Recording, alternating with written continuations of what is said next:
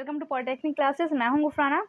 जैसे कि आपको पता है कि मैं यहां पर आपको energy conservation, IC, industrial electronics and control और एनालॉग इलेक्ट्रॉनिक्स ये सब्जेक्ट्स यहां पे पढ़ा रही हूं। तो इन सब की जो प्लेलिस्ट है वो आपको हमारे चैनल पर मिल जाएगी। आप इन सारी क्लासेस को देख सकते हैं।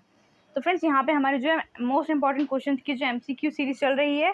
तो आज की जो क्लास है वो है क्लास नंबर 5 एनर्जी कंजर्वेशन की। तो फ्रेंड्स, आज की जो क्लास में हम डिस्कस करने वाले हैं energy efficiency in thermal utilities के थर्मल यूटिलिटीज़ में जितने भी हमारी मोस्ट इंपॉर्टेंट क्वेश्चंस हैं वो सब हम डिस्कस करेंगे आज की क्लास में। तो चलिए फ्रेंड्स, स्टार्ट करते हैं आज की क्लास। आज की जो हमारा क्वेश्चन है वो है थर्मल इंजीनियरिंग आधारित है। तो ऑप्शन ए है, मतलब थर्मल इंजीनियरिंग जो है वो किस पर आधारित है ये हमें बताना है। ऑप्शन ए है न्यूटन्स लॉ, या फिर option B Coulomb's law, option C thermodynamics law, या फिर नन ऑफ दीज। तो फ्रेंड्स बताइए, आपको अगर पता है तो प्लीज़ आप हमें कमेंट सेक्शन में भी कमेंट कर सकते हैं। तो इसका जो आंसर है वो है थर्मोडायनामिक्स। तो फ्रेंड्स, जो आपकी थर्मल एनर्जी है वो किस पे डिपेंड करती है, वो है आपकी थर्मोडायनामिक्स पर। थर्मोडायनामिक्स होता है क्या basically friend? Thermodynamics is the study of heat and work. इसमें हम जो ऊष्मा और कार्य के बारे में डिस्कशन करते हैं और पढ़ते हैं। तो एक तो पहला हो गया हीट और दूसरा है हमारा वर्क। ठीक है, थर्मोडायनामिक्स में हम जो है हीट और वर्क के बारे में पढ़ते हैं, स्टडी करते हैं। और इसके जो लॉ है वो 3 टाइप के होते हैं, first law, second law and third law. ठीक है, अब देखिए क्वेश्चन नंबर 2। क्वेश्चन नंबर 2 है टाइप्स ऑफ थर्मोडायनेमिक सिस्टम। तो इसमें हमें बताना है कि थर्मोडायनेमिक सिस्टम जो है वो कितने टाइप का होता है। पहला है क्लोज सिस्टम, ऑप्शन बी है ओपन सिस्टम, ऑप्शन सी है आइसोलेटेड सिस्टम, ऑप्शन डी है homogeneous and heterogeneous system, option E है ऑल ऑफ दीज। तो फ्रेंड्स, आप याद रखिएगा ये सारे के सारे जो हैं वो थर्मोडायनेमिक सिस्टम के टाइप हैं। ठीक है, क्लोज सिस्टम की बात कर लो, ओपन सिस्टम, आइसोलेटेड सिस्टम और homogeneous heterogeneous, all are the types of thermodynamic system. तो सारे टाइप हैं, तो इसका आंसर है ऑल ऑफ दीज। चलिए फ्रेंड देखते हैं next question. Question number 3,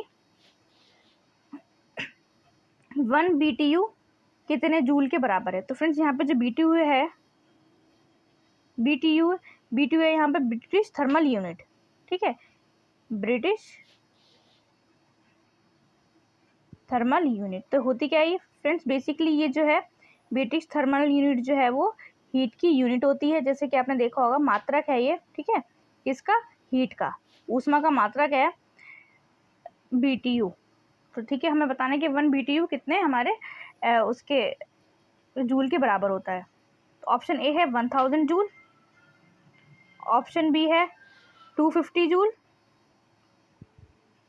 option C है 1055 मतलब 1055 जूल, या फिर नन ऑफ दिस। तो फ्रेंड्स, इसका जो करेक्ट आंसर है वो है 1055 मतलब 1055 जूल के बराबर है क्या? 1 BTU। और यहाँ पे जो 252 है ये है कैलोरीज। ठीक है, देखिए क्वेश्चन नंबर 4। क्वेश्चन नंबर 4 है ईंधन के दहन से उत्पन्न ऊष्मा को जल में स्थानांतरित करना है। कि मतलब जो भी ईंधन है उसको दहन हो गया है, उसके बाद जो ऊष्मा जो है उसको जल में स्थानांतरित करना किसका काम है? ऑप्शन ए स्टीम जनरेटर, या फिर option B boiler, option C both A and B, या फिर नन ऑफ दिस। फ्रेंड्स, अगर आपको इसका आंसर पता है तो आप वो हमें कमेंट सेक्शन में कमेंट कर दीजिए। ठीक है, तो इसका जो एक्चुअल में जो करेक्ट आंसर है वो है बोथ ए एंड बी। ठीक है, आप याद रखिएगा कि जो भी ईंधन को अगर हम दहन से उत्पन्न जो ऊष्मा को जल में परिवर्तित करने का जो काम है वो किसका है? स्टीम जनरेटर और बॉयलर दोनों का। ठीक है, चलिए फिर देखते हैं नेक्स्ट क्वेश्चन। नेक्स्ट क्वेश्चन है क्वेश्चन नंबर 5, अग्नि नलिका बॉयलर या फिर फायर ट्यूब बॉयलर भाप उत्पन्न करना, मतलब यह दाब तक, किस दाब तक भाप उत्पन्न करती है? तो एक्चुअली फ्रेंड्स, यहाँ पे थोड़ा सा मिस्टेक हो गई है, दाब कर लीजिएगा आप इसको। ठीक है, किस दाब पर भाप उत्पन्न करती है? ठीक है, या किस प्रेशर पर भी भाप को उत्पन्न करती है? तो ऑप्शन है 25.5 बार, ऑप्शन बी 30 बार, ऑप्शन सी 25 बार, या फिर नन ऑफ दीज। तो फ्रेंड्स, इसका जो आंसर है कि जो आपकी जो फायर ट्यूब बॉयलर्स हैं, जो मतलब फायर ट्यूब बॉयलर्स जो होती हैं वो क्या करती हैं, वो कितने प्रेशर पर भाप को उत्पन्न करती हैं? तो इसका जो आंसर है वो है 24.5 बार। ठीक है, 24.5 is the answer of this question. ठीक है, तो आप याद रखिएगा कि जो फायर ट्यूब बॉयलर्स होती हैं वो किस प्रेशर पर भाप को उत्पन्न करती हैं, 24.5 बार पर वो भाप को उत्पन्न करती हैं। ठीक है, ये क्वेश्चन नंबर 6 क्या है, क्वेश्चन नंबर 6 है जल नलिका बॉयलर। यहाँ पे बात कर रहे हैं हम वाटर ट्यूब बॉयलर की। ऊपर वाले क्वेश्चन में हम बात कर रहे थे फायर ट्यूब बॉयलर की, और इस वाले क्वेश्चन में हम बात कर रहे हैं वाटर ट्यूब बॉयलर की।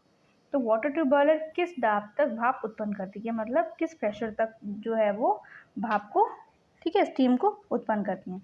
तो ऑप्शन ए है 200 बार, ऑप्शन बी 150 बार, ऑप्शन सी 165 बार, या फिर ऑप्शन डी 180 बार। तो फ्रेंड्स का जो करेक्ट आंसर है वो है 165 बार। Option C is correct. आप याद रखिएगा कि अगर आप बात करोगे फायर ट्यूब बॉयलर की, ठीक है, तो वो करती हैं 24.5 बार तक प्रेशर, और वाटर ट्यूब बॉयलर होती हैं वो करती हैं 265 बार तक। ठीक है, और इसकी जो PDF है वो आपको हमारे टेलीग्राम चैनल पर मिल जाएगी। तो प्लीज़ आपने अगर हमारे अभी तक चैनल को सब्सक्राइब नहीं किया तो प्लीज़ सब्सक्राइब कर लीजिए और हमारे टेलीग्राम चैनल को ज्वाइन कर लीजिए।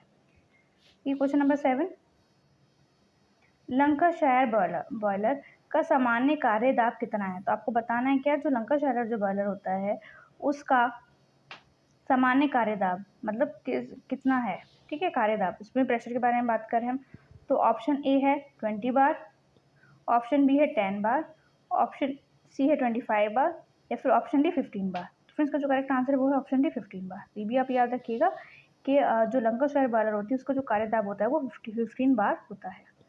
देखिए क्वेश्चन नंबर 8, लंकाशायर बॉयलर का उपयोग कहाँ किया जाता है। ठीक है, बॉयलर होते हैं, इसमें हम जो है कहाँ इनका यूज़ किया जाता है। तो ऑप्शन ए है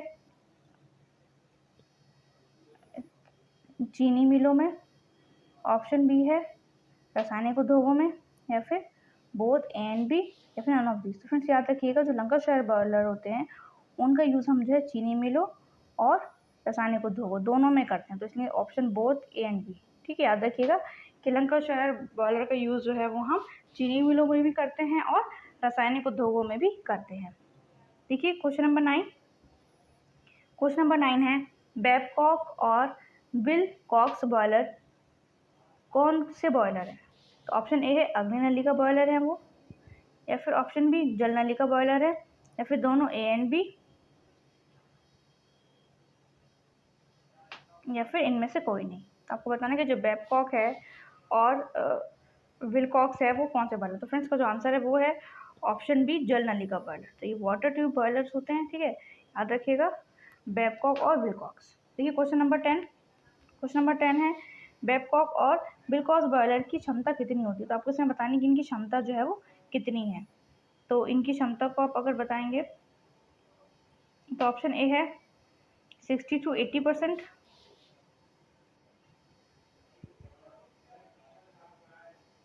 ऑप्शन बी है 40 to 60%, ऑप्शन सी 80 to 100%, या फिर नन ऑफ दिस। तो मैं इसका जो करेक्ट आंसर है वो है ऑप्शन ए 60 to 80%। तो याद रखिएगा जो बेबकॉक बॉयलर और विलकॉक्स बॉयलर की जो एफिशिएंसी होती है कार्य करने की वो होती है 60 to 80%। देखिए क्वेश्चन नंबर 11, और क्वेश्चन नंबर 11 है प्रचालन ऑपरेशन के दौरान सुरक्षा को पूरा करने और भाप उत्पादन प्रक्रम का पूरा नियंत्रण रखने के लिए बॉयलर की सतह पर कौन सा घटक लगाया जाता है। ठीक है, अगर हमें क्या करना, कोई भी ऑपरेशन हमारा चल रहा है तो उस ऑपरेशन के टाइम पे क्या करना है कि उसको पूरी सुरक्षा प्रदान करनी है।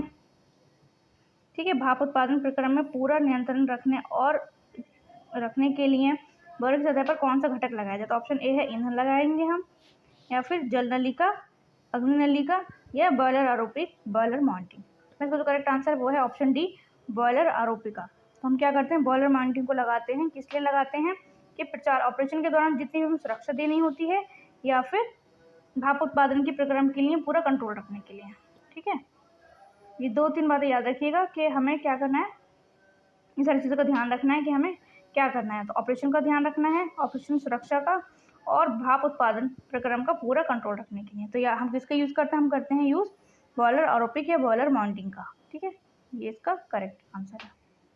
अब देखिए क्वेश्चन नंबर 12, बॉयलर की विभिन्न महत्वपूर्ण आरोपिकाएं हैं। आरोपिकाएं का मतलब यहाँ पे क्या है, माउंटिंग। ठीक है, तो बॉयलर की जो विभिन्न महत्वपूर्ण कौन कौन सी माउंटिंग्स हैं, ऑप्शन ए है प्रेशर गेज, ऑप्शन बी है steam stop valve, option C feed check valve, option D two safety valve, या option D all of these. तो इसका जो करेक्ट आंसर वो है option E all of these. ठीक है, सारी की सारी क्या है, ये सारी की सारी ये महत्वपूर्ण माउंटिंग्स हैं बॉयलर की। प्रेशर गेज की बात करोगे, स्टीम स्टॉप वॉल्व की, फीड चेक वॉल्व की, या टू सेफ्टी वॉल्व की। तो सारा का आंसर क्या है, ऑल ऑफ दीज। भी क्वेश्चन नंबर 13, 1 BTU में कितनी कैलोरी होती हैं। तो अब पहले वाला जो क्वेश्चन था उसमें हमने जूल पता किया था कितने जूल्स होते हैं। इस वाले क्वेश्चन में हमें बताना है कि BTU में कितनी कैलोरी होती है। तो फ्रेंड्स यहाँ पे क्या है, BTU है ब्रिटिश, मैं आपको ऊपर भी क्वेश्चन बता चुकी हूँ, मैं यहाँ पे फिर से एक बार बता देती हूँ, ब्रिटिश थर्मल यूनिट।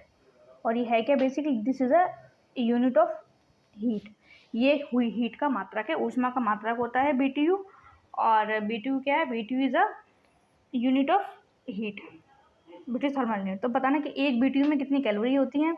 जैसे कि हमारे 1 किलोमीटर में 1000 मीटर्स होते हैं, तो उसी टाइप से करके बताना है कि 1 BTU में कितना होता है। तो देखिए ऑप्शन ए है 100 कैलोरी, ऑप्शन बी 200 कैलोरी, या 250 कैलोरी, या फिर नन ऑफ दीज। तो इसका जो करेक्ट आंसर है वो है 250 कैलोरी। ठीक है, याद रखिएगा। तो ऑप्शन सी इज करेक्ट। तो इसमें जो इतनी है कितनी है, 250 कैलोरी होती हैं 1 BTU में। अब देखिए क्वेश्चन नंबर 14, क्वेश्चन नंबर 14 है, एक बॉयलर की थर्मल दक्षता को परसेंटेज के रूप में परिभाषित किया जाता है।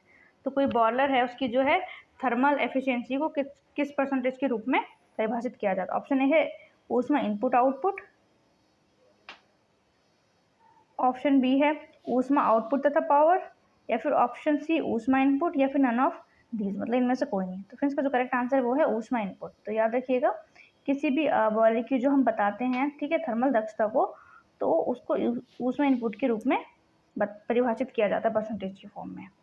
देखिए क्वेश्चन नंबर 15, बॉयलर की दक्षता का आकलन करने का तरीके। तो किसी भी बॉयलर है उसके आपको क्या करना है, दक्षता का आकलन करना है, मतलब उसे दक्षता एफिशिएंसी बतानी है।